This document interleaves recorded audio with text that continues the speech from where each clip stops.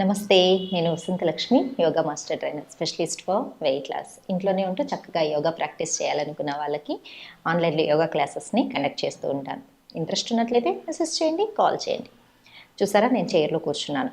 అంటే బరువు తగ్గాలి అనుకుంటే కింద కూర్చోలేను మేడం, నా వల్ల కాదు. నిజంగానే ఓవర్ వెయిట్ ఉన్న వాళ్ళు కింద కూర్చొని లేవాలి అంటే కొంచెం కష్టంగానే ఉంటుంది.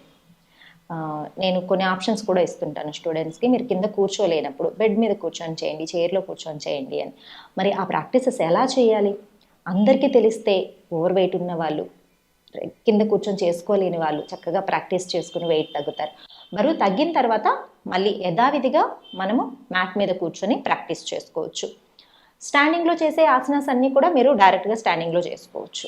కొన్ని ప్రాక్టీసెస్ పొట్ట మీద బాగా ట్విస్ట్ రావాలి, కింద కూర్చొని ట్విస్టింగ్స్ చేస్తేనే బాగా వస్తాయి అనుకున్నవి చేయలేనప్పుడు ఇలా చైర్లో కూర్చొని చేసుకోవచ్చు.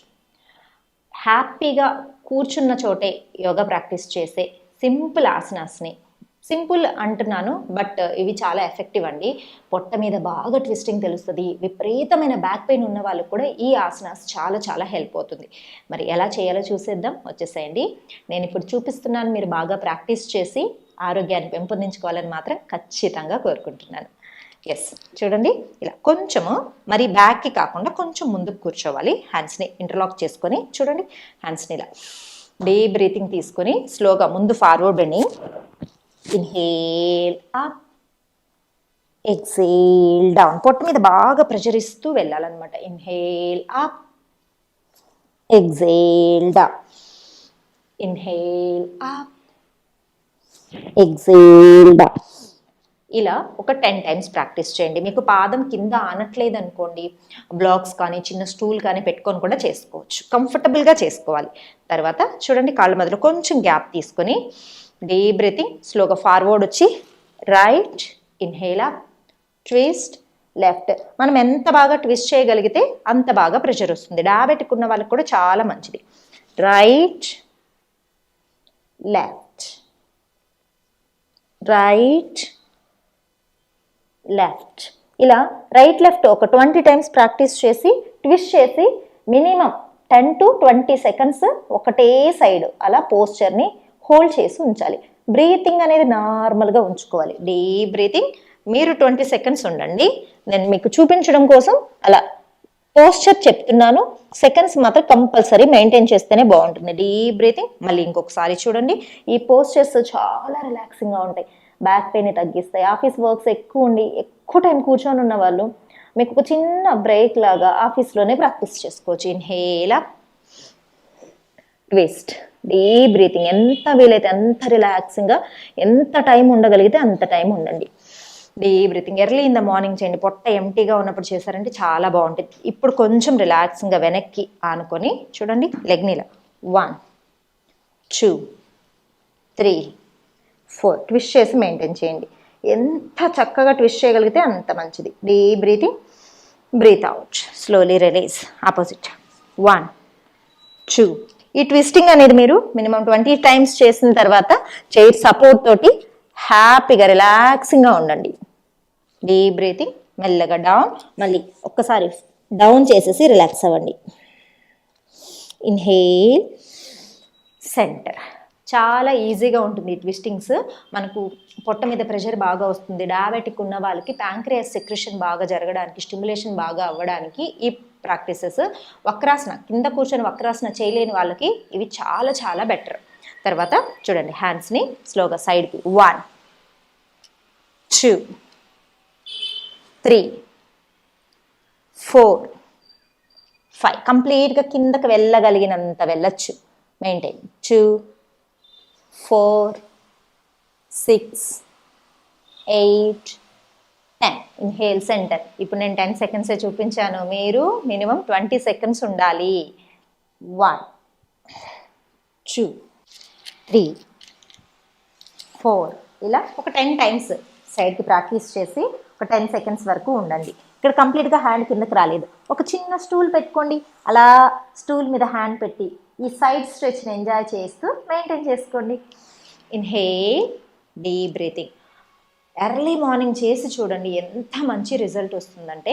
నెక్స్ట్ చూడండి, హ్యాండ్స్ షోల్డర్ లెవెల్లో ఇలా ముందుకు వచ్చి right left, right left, right left. ఒక 20 టైమ్స్ బాగా ట్విస్టింగ్ ప్రాక్టీసెస్ చేసిన తర్వాత 20 సెకండ్స్ మెయింటైన్ చేయండి. రైట్ ఒకసారి, దెన్ లెఫ్ట్ ఒకసారి, తర్వాత హ్యాండ్స్ ఇలా లాక్ చేసుకొని ముందుకు డౌన్ చేసి మెయింటైన్ చేసుకోండి.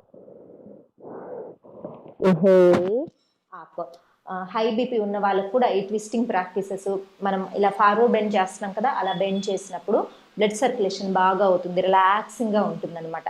నెక్స్ట్ చూడండి, కొంచెం మళ్ళీ ముందుకు వచ్చి నెక్స్ట్ వేరియేషన్ ఆఫ్ ట్విస్టింగ్. మనం ఎంత ఎక్కువగా ట్విస్టింగ్స్ చేస్తే పొట్ట తగ్గడానికి అంత మంచిది.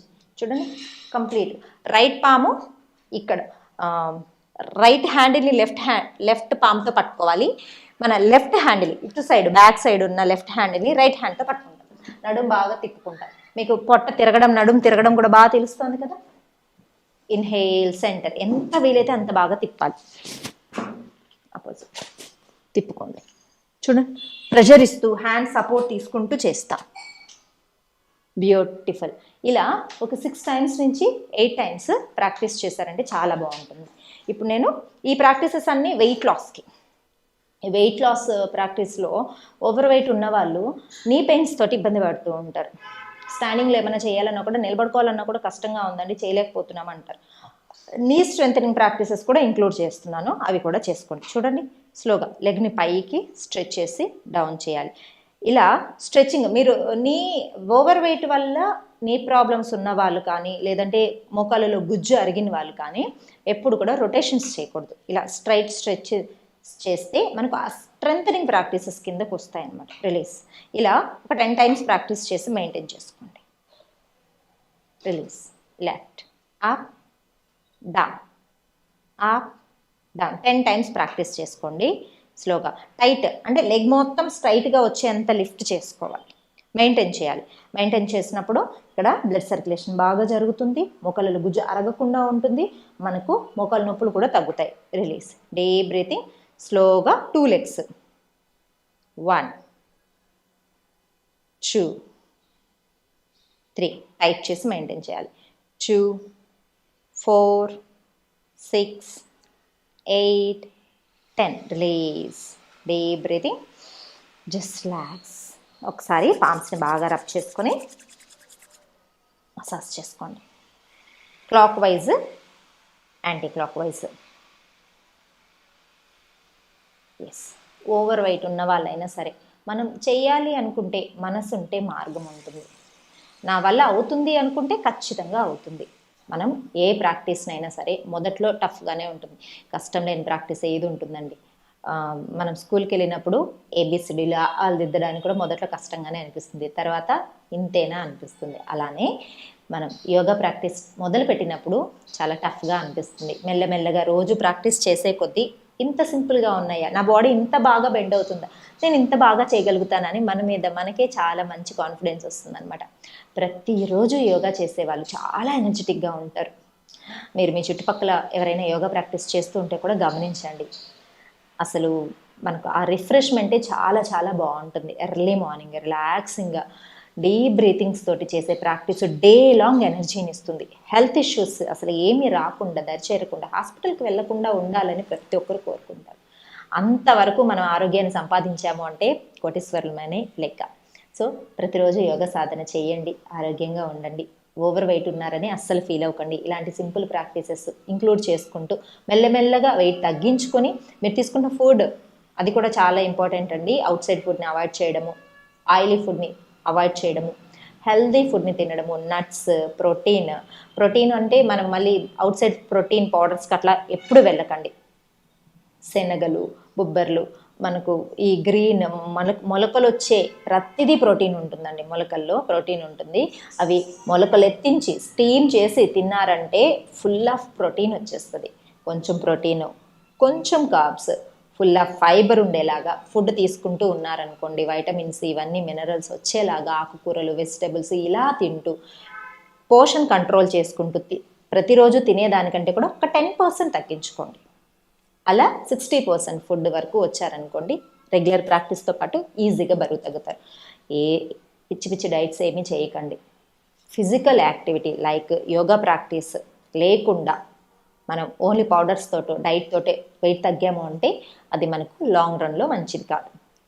హెల్దీగా యోగా చేస్తూ బరువు తగ్గుతాం, ఆనందంగా ఉందాం అందరం.